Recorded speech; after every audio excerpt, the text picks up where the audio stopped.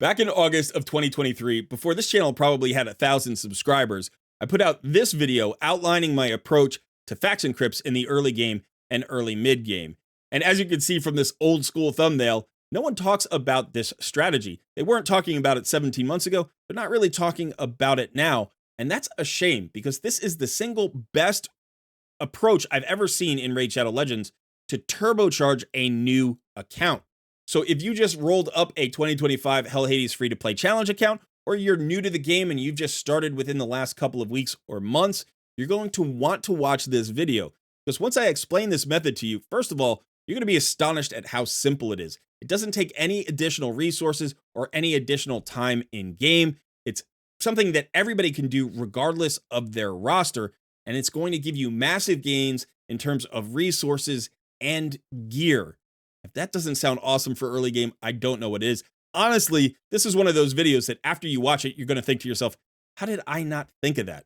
Yeah, it's one of those. So I hope you stick around for it. I am Colred. This is Colred Plays Raid Shadow Legends. Let's get started.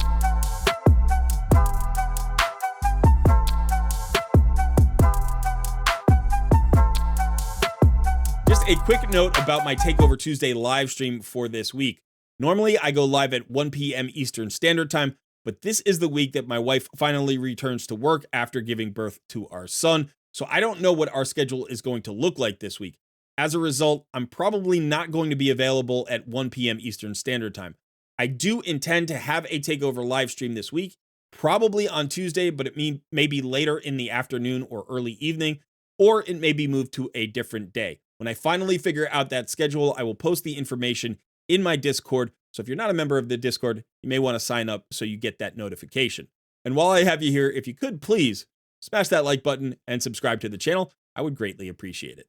These are the 2025 Hell Hades free-to-play challenge leaderboards. And the reason we're here is because there is only one other content creator who I know for certain uses this method, and that is our friend Crypt. Now, if you don't know Crypt, he is a friend of the channel, but he was the content creator who won last year's challenge. I came in second. And I know that he uses this method. And as you can see in this year's challenge, he is topping the Faction Wars Progression leaderboard with 141 stars in just 10 server days of gameplay. Now, I'm down here at 7th place.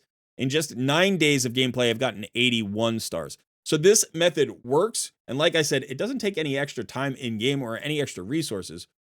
So I'm going to stop talking about how good it is, and we're going to go and actually jump into the game, and I'm going to show you how it works. This is my challenge account for 2025.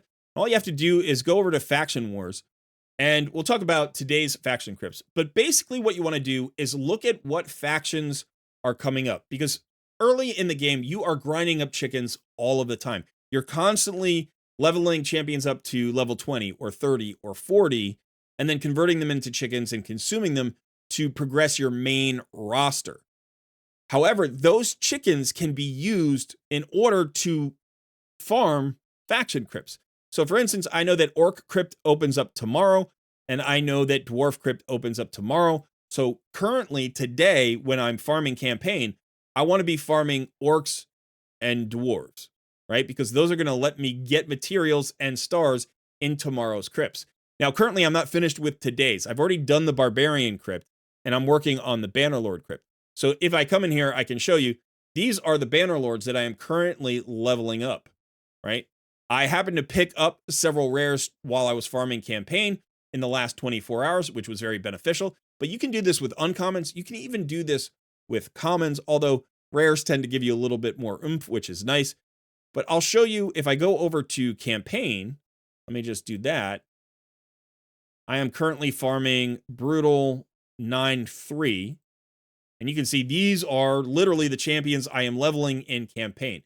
And once I get them all to 30, I may gear 1 or 2, and then I'm going to throw them into the Faction Crypts, and they're going to get me a whole bunch of materials.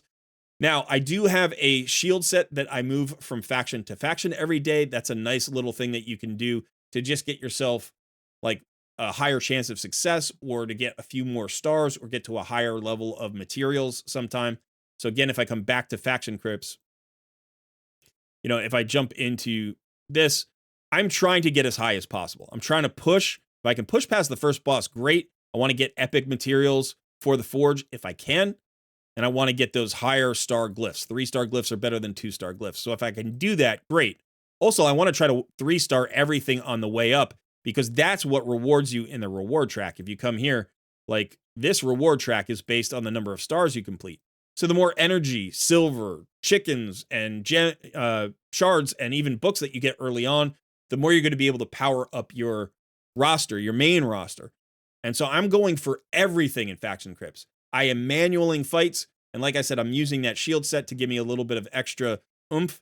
If I have to, I will gear these champions with kind of trash 2-star gear or 3-star gear. Sometimes, if I get a really good Faction Crypt champion, I will even build it in better gear. And I do want to pick my chicken champions, based on how good they are in Faction Crypts. So for instance, in Barbarians, I'll show you, I've converted some of those barbarians into chickens already to get my first 6-star champion, which I just did today. So I had 2 berserkers who were level 30 with no gear. I had 1 level 40 4-star war maiden who I turned her into a 5-star chicken and I consumed her after I cleared the crypt. But she was built. She was in the shield set, I believe, because she had the highest HP pool. And then I had Shield Guard. You can see he's actually built here in some decent gear. And then Zephyr Sniper is in whatever I had lying around that was already rolled up. Now, I did this. Honestly, I messed up. There was a free gear removal, and I intended to remove this gear after the crypt was done, but I just forgot about it before I went to sleep. And so now I'm going to have to pay to remove this gear. But even paying to remove this gear is not really that big a deal. It's going to pay you back in the long run. But if you can avoid spending extra silver, you want to avoid it if you can. And for Shield Guard, this is a Shield Guard I'm actually probably going to invest in. So I'll probably turn Zephyr Sniper into a chicken, but Shield Guard will become a champion on my roster. And so the next time Barbarians come back in the rotation, I'll actually have him sitting here ready to go.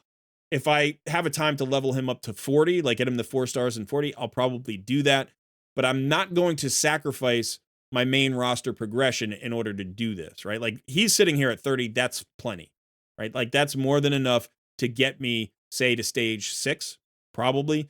But I've actually punched through to stage 8, so I can now farm stage 8 more easily than stage 7. You know, the toughest thing is getting through the boss. But now I could probably farm stage 8 with just some food and Shield Guard and Zephyr Sniper. That'll be easy to do. Now, if you look at, other factions, some factions are harder to get good rares and uncommons in.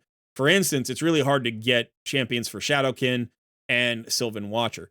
So one thing I do is I come to my vault, and anytime I pull a Shadowkin or a Sylvan Watcher, I usually throw them in the vault. Maybe dwarves too. They're harder to get as well. Because a lot of the other factions you can farm from campaign, right? The first original 12 factions, I think, all have campaign farmable champions. So you can always go there and pick up yourself up a couple of uncommons or rares relatively quickly, especially when you're still needing to like 2-star thing or 3-star campaign. Like you'll go back to those areas and then you just save them. But looking forward, I know that I think this guy's a dwarf. Pretty sure he's a dwarf. Let me double check. Is that guy a dwarf? He's a dwarf. Okay. I think he's the only dwarf I have currently. But so, you hold on to these champions for a day or two. That's it. I don't want to hold on to them long term, unless, like I said, maybe Shadowkin or Sylvan Watchers or dwarves. But that's basically it. You look ahead, you figure out which faction crypts are opening in the next 24 to 48 hours. You use those factions' champions as your food champions in campaign. Level them up, and before you convert them, before you consume them and promote somebody else, you bring them in here to the Faction Crypts, and you get yourself the best materials that you can get. Maybe you only get to stage 1. That's it, but these are good materials. You're going to use them in the Forge. Maybe you can get to stage 6. That's a great place to farm. If you can get past the first boss, that's great. Now, over time, you will have champions on your roster who are good in these Faction Crypts. Even just epics that you pull who you don't turn into chickens. Like if they're level 40, right? They're naturally level 40 if you level them up. They can form backbones of these faction teams moving forward. So you hold on to those champions, you build them up over time. And that means next time around, I'm not going to have to build 5 Bannerlords, right? Or 5 Barbarians. Maybe I only have to build 4 or 3. And that's going to be good because as time progresses, I'm going to have less of that free energy that you get in the early game to burst. Plus, I may not need as many chickens. I might be focusing energy more into dungeons and stuff like that. So just a few chickens a week might be enough for each faction crypt, right? If you have that epic 40 who's kind of holding down the roster. And that's it. That's the whole method. Really simple, really direct, really helpful. And it's something you can implement, in the next 24 hours. There's no reason why this couldn't start helping you with literally the next set of faction crypts. You have a whole 24 hours for them to be open. So even if you haven't leveled up any food for, let's say, the orcs yet, go grab yourself some uncommon orcs. You can get them from campaign. You can also buy them from the market. So if you find any of them in here, like I said, you can even use commons if you want, or rares if you have them. And if you happen to have a good orc like Gallic, maybe if he was your starter champion, or we all, I guess, have a good orc, right? We've all got Tagore. So he's going to form that foundation, and then you can build around him. We should all be able to get through that first boss in the orc faction crypt and start getting those epic materials, which we can then come in here and forge some resilience gear. It's usually 4 and 5-star gear, right? Because you're going to need those legendary materials to get the 6-star gear. But 4 and 5-star gear at this point in the game is extremely useful. Even 3 and 4-star gear in the perception set and in the resilience set can be really worthwhile. That's all there is to it. Let me know in the comments below. First of all, did you already know about this method? And 2, if you didn't, what do you think? Are you going to try it out? I hope you do. All right, that is it for me today. I have been Colred. Thanks so much for hanging out. I will see you in another video soon.